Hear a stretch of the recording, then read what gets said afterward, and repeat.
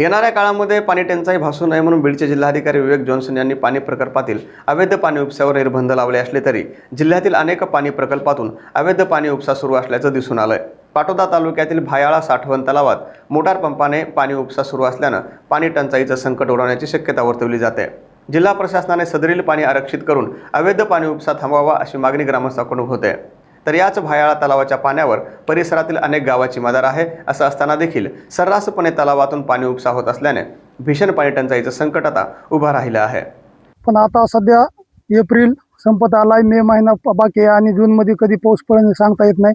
आणि गावाभोवतालच्या विहिरी असतील, बोर असतील, म्हणजे जे काही जनावरांना माणसांना पाण्याचा जो काही पुरवठा आहे ते आता सध्या बहुतेक गावाभोवतालचा संपत आलेला आहे आणि संपल्यातच जमा आहे।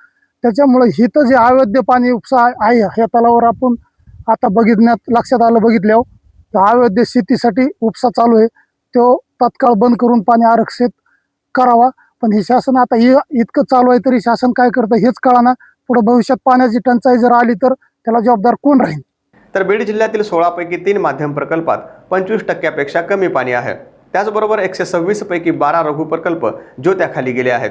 तर 21 प्रकल्पामध्ये 50% पाणी साठा शिल्लक असून 30 धरणांमध्ये सध्या 10% कमी पाणी साठा राहिला आहे। शासन नियमानुसार तलावातील 67% पाणी सिंचनासाठी वापरण्याची परवानगी असते, तर 33% पाणी हे आरक्षित ठेवावं लागतं।